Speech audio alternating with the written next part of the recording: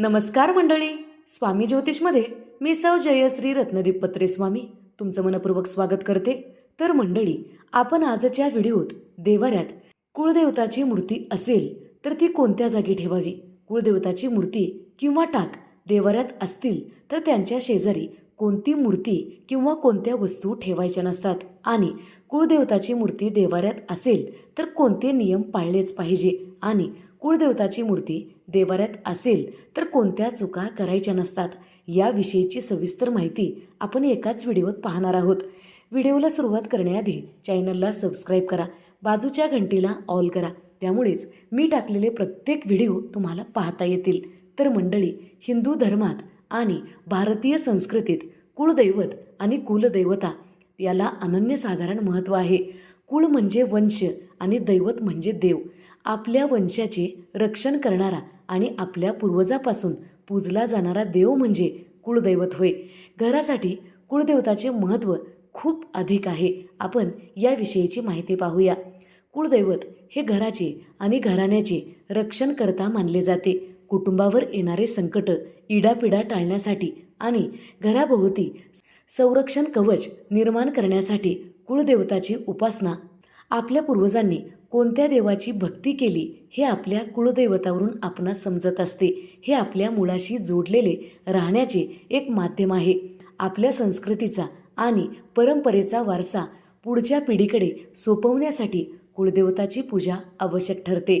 ज्या घरात कुळदेवताची नियमित पूजा अर्चा, दिवाबत्ती आणि नैवेद्य दाखवला जातो त्या घरात सकारात्मक ऊर्जा टिकून राहते. यामुळे घरातील सदस्यांचे मन प्रसन्न राहते आणि चिडचिड आणि कलह कमी होते.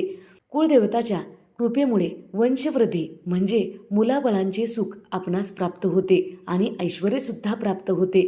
कुटुंबातील शुभकार्य, उदाहरणार्थ लग्न, मुंज, नवीन घर घेणे इत्यादी कारणासाठी कुळदेवताला निमंत्रण देणे किंवा त्यांचा आशीर्वाद घेणे ही आपली पद्धत आहे. आणि आज तागायत सुद्धा सर्व नवीन पिढीसुद्धा या नियमांचे पालन करते. जीवनात जेव्हा आपण गोंधळले जातो किंवा मोठ्या संकटात अडकतो किंवा मोठ्या संकटात आपण पडत असतो, तेव्हा आपल्या कुळदेवताचा धावा केल्याने मनाला एक वेगळेच बळ मिळते. माझा देव माझ्या पाठीशी आहे हा विश्वास, आत्मविश्वास आपणास वाढत असतो. म्हणून कुळदेवताची उपासना खूप आवश्यक आहे.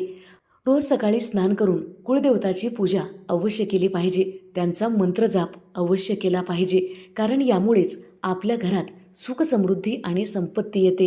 कारण आपल्या घराण्यासाठी कुळदेवताची पूजा अर्चा करणे खूपच महत्त्वाचे ठरते. वर्षातून एकदा किंवा विशिष्ट तिथीला कुळदेवताच्या नावाने नैवेद्य दाखवणे किंवा त्यांच्या दर्शनाला जाणे हे योग्य ठरते. मूळ कुळदैवताच्या देवस्थानी जाऊन दर्शन घेणे. शास्त्रात असे म्हटले आहे की बाहेरचे कितीही देव फिरलात तरी चालेल, पण आपल्या घराच्या कुळदेवताला कधीही विसरू नका. जर आपण आपले कुळदैवत सोडून अन्य देवी देवतांची उपासना करत असाल तर हे आपल्यासाठी शुभ ठरणार नाही, कारण आपले कुळदैवत हे आपल्यासाठी खूप महत्त्वाचे असते. त्यांची उपासना केल्याने आपल्या घरात सर्व काही सुख समाधान घडणारे असते. जर तुम्ही आपले कुळदैवत सोडून अन्य देवी देवतांची पूजा करत असाल तर हे आपल्या घरासाठी आणि आपल्या घरातील लोकांसाठी खूपच अशुभ ठरते. कारण आपल्या कुळदेवताला विसरून आपण अन्य देवी देवतांची पूजा अर्चना करत असाल तर आपल्यासाठी हे अशुभ ठरणार आहे, तर आपल्यासाठी हे अपशकुन असणार आहे. म्हणून कुळदेवताची उपासना अत्यंत महत्त्वाची आहे. जर तुम्ही आपल्या कुळदेवताला सोडून इतर देवांची पूजा करत असाल तर त्याचं फळसुद्धा आपणास मिळत नाही, कारण कुळदेवताची उपासना केल्यानेच आपल्याला सर्व देवी देवतांचा आशीर्वाद प्राप्त होतो. हिंदू धर्मात देवाऱ्याला घराची ऊर्जा केंद्र मानले जाते. त्यातही कुळदेवता आणि गुरुदेव यांचे स्थान अत्यंत उच्च असते. कुळदैवत हे आपल्या वंशाचे रक्षण करतात, तर गुरुदेव आपल्याला जर योग्य ठिकाणी कुळदेवताची मूर्ती आपण देवाऱ्यात स्थापन केलात तर आपल्या घरात सुख, शांती, समृद्धी नांदत असते. कुळदेवताची मूर्ती जर आपण चुकीच्या जागी ठेवत असाल तर कुळदेवताच्या मूर्तीची उपासना केल्याचे आपणास कोणताही लाभ मिळणार नाही. देवाऱ्यात कुळदेव ठेवण्याचे महत्त्व जाणून घेऊया. कुलदैवत आणि कुळदेवी म्हणजे आपल्या घराण्याचे मूळ दैवत असतात. कुळदेवाची पूजा केल्याने वंशाची वृद्धी होते आणि कुटुंबावर येणारी संकटं टळतात. घरामध्ये कुळदेवताची प्रतिष्ठापना केल्याने वास्तूतील नकारात्मक ऊर्जासुद्धा नष्ट होते. इतर कोणत्याही देवाची पूजा करण्यापूर्वी आपल्याला आपल्या कुळदेवताचे स्मरण करणे आवश्यक आहे, कारण त्यांच्या कृपेनेच इतर साधना फळाला येत असते. म्हणून कोणतंही शुभकार्य करताना प्रथम आपल्या कुळदेवताचे स्मरण करून त्यांचा अभिषेक करून आपण नवीन कार्याची सुरुवात केली पाहिजे. कुळदैवत मांडताना पाळावयाचे नियम आपणास जाणून घ्यायचा आहे. देवाऱ्याच्या प्रथम स्थानी किंवा मुख्य स्थानी कुळदेवताची मूर्ती किंवा टाक ठेवले पाहिजे. देवाऱ्यात प्रथम गणपतीची स्थापना केल्यावर कुळदेवताची स्थापना करणे अनिवार्य आहे. पहिल्या पायरीवर आणि पहिला देव आपल्या कुळदेवताला स्थापन करायचं असतं. याच जागी आपल्या कुळदेवताचं स्थान आहे आणि याच जागी आपल्या कुळदेवाला स्थापन करायचं आहे, कारण ही जागा आपल्या कुळदेवतासाठी फिक्स असते. या जागी दुसरा कोणताही देव आपणास ठेवायचा नसतो. या जागी दुसरा कोणताही देव आपल्या देवाऱ्यात स्थापन करता येत नाही. तुमच्या घराण्यानुसार तुमचा जो कुळदैवत आहे त्यांचे ठिकाण याच जागी ठेवले पाहिजे. जर आपल्याकडे कुळदेवताची मूर्ती असेल, टाक असेल किंवा फोटो असेल तर त्यांना याच जागी स्थापन करायचं असतं. तर मंडळी, तुम्हाला तुमचे कुळदैवत माहीत नसेल तर आपण काय करायचे याविषयीची माहिती पाहूया. तर मंडळी, महादेव हे संपूर्ण जगाचे पालनकर्ता आणि विनाशक आहेत. कुलदैवत माहीत नसल्यास आपण महादेवाची उपासना करावी आणि शक्यतो कुळदैवत महादेव हे शिंगणापूरचे असू द्या किंवा इतर कोणत्याही जागी असू दे. त्याचबरोबर इतर कुळदैवत महादेवाचे अवतार खंडोबा असतात. महादेवाची प्रार्थना करून आम्हाला कुळदेवताची माहिती नाही, महादेवाची प्रार्थना करून आम्ही तुम्हाला कुळदैवत म्हणून स्वीकार करत आहोत. आम्ही तुमच्याकडे अशी प्रार्थना करून त्यांची पूजा करू शकता.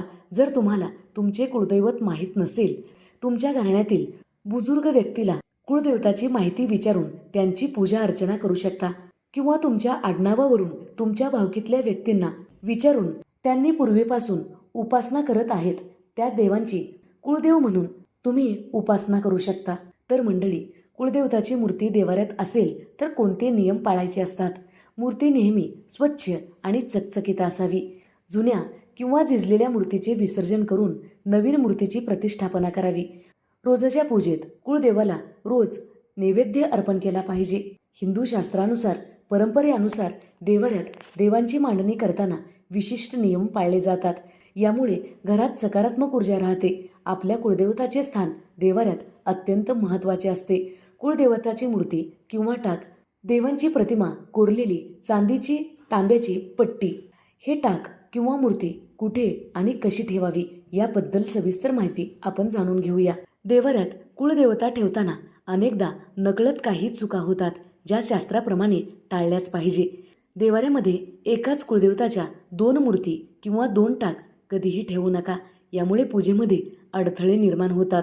जर कुळदेवताचा टाक झिजला असेल किंवा मूर्तीला तडा गेलेला असेल, भग्न झालेली असेल किंवा मूर्तीचे नाक डोळे स्पष्ट दिसत नसतील तर ती देवाऱ्यात ठेवू नका. अशा मूर्तीचे विसर्जन करून नवीन मूर्ती शास्त्रोक्त प्रतिष्ठापना करून देवाऱ्यात ठेवली पाहिजे. कुलदेवताची मूर्ती नेहमी सौम्य आणि प्रसन्न मुद्रेतील असावी. रागीट स्वरूपातील देवाऱ्यात ठेवणे टाळले पाहिजे. देवांच्या मूर्तीसमोर किंवा पायाशी कधीही काडीपेटी, सुटी नाणी किंवा सुकलेली फुलं चुकूनही ठेवू नका. घरातील देवाऱ्यात कुळदेवताची मूर्ती खूप मोठी नसावी. साधारणपणे 7 इंचापर्यंतची मूर्ती आपण देवाऱ्यात ठेवू शकता. कुळदेवताच्या टाकावर किंवा मूर्तीवर दररोज शुद्ध जलाने किंवा पंचामृताने अभिषेक केलाच पाहिजे. टाक किंवा मूर्ती काळवंडलेली नसावी. मूर्ती स्वच्छ घासून स्वच्छ कपड्याने पुसून देवाऱ्यात ठेवली पाहिजे, जेणेकरून मूर्ती तेजस्वी दिसेल. देवाऱ्यातील देव जेवढी स्वच्छ असतात तेवढेच आपल्या घरात सुख समृद्धी नांदत असते. तर देवाऱ्यातील मूर्ती चकचकीत असल्यावर आपणास शुभ फळाची प्राप्ती होते.